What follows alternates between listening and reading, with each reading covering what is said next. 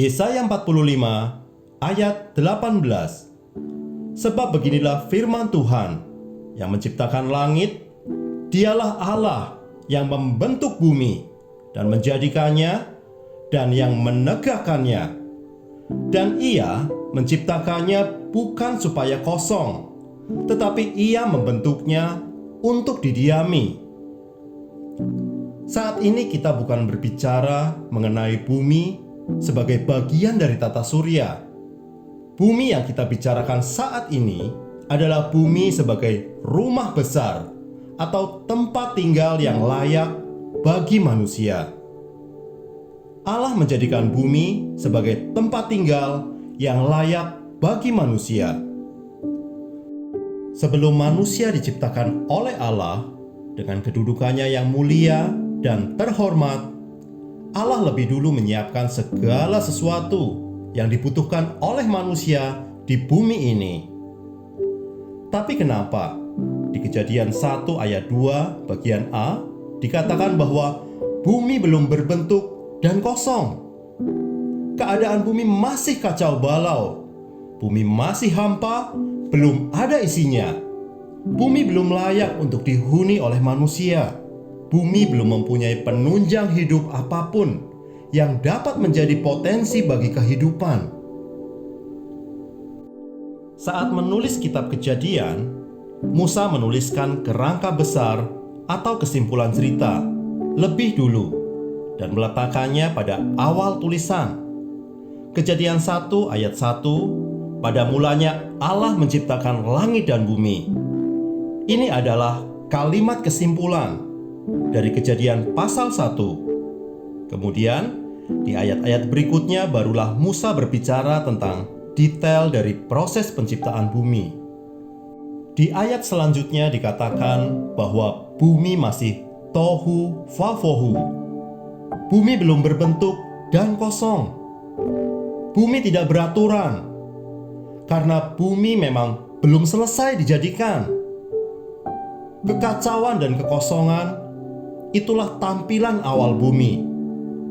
Bumi masih belum sempurna. Bumi masih memerlukan sentuhan Allah. Apakah hidupmu saat ini masih kacau dan kosong?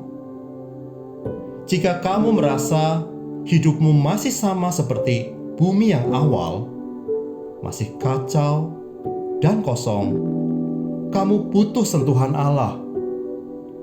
Dialah penciptamu yang mampu membuat hidupmu jadi lebih berarti. Gelap gulita menutupi samudra raya, dan Roh Allah melayang-layang di atas permukaan air.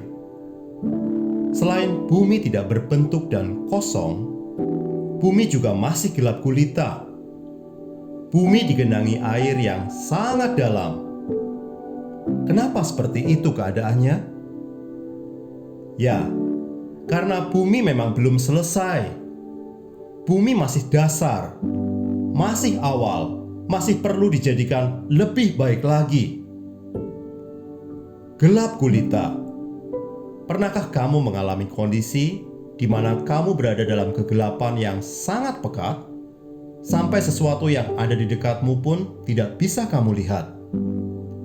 Dalam kondisi yang gelap gulita, saat kita tidak bisa melihat apapun, ada rasa panik, ada rasa takut, ada rasa sepi yang dalam. Beberapa orang bisa jadi akan menangis karena bingung harus berbuat apa.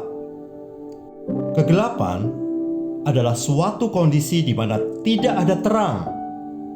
Karena belum ada terang, maka kegelapanlah yang menguasai bumi. Dalam kegelapan, kita akan terlihat seperti orang bodoh. Kita akan sulit untuk melihat. Kita akan sulit untuk menentukan langkah tujuan kita. Kita akan sulit membedakan sesuatu yang ada di sekitar kita. Dunia awal yang gelap gulita membutuhkan hadirnya terang. Roh Allah melayang-layang di atas permukaan air. Kehadiran Roh Allah yang kudus yang bergerak seperti angin, melayang-layang di atas permukaan samudra raya, menunjukkan perhatian Allah kepada dunia yang belum berbentuk dan kosong. Dunia yang masih gelap gulita dan dipenuhi air yang dalam. Ketika Roh Kudus berhembus di atas permukaan air yang semula hanya benda cair biasa mendapatkan transfer energi. Roh Kudus yang adalah Roh pemberi hidup memberikan energinya pada seluruh permukaan air di samudra raya, sehingga ada perubahan yang terjadi. Melalui energi dari Roh Kudus, air berubah menjadi benda cair yang punya potensi kehidupan. Kuasa Roh Kudus mengubah air menjadi sumber kehidupan.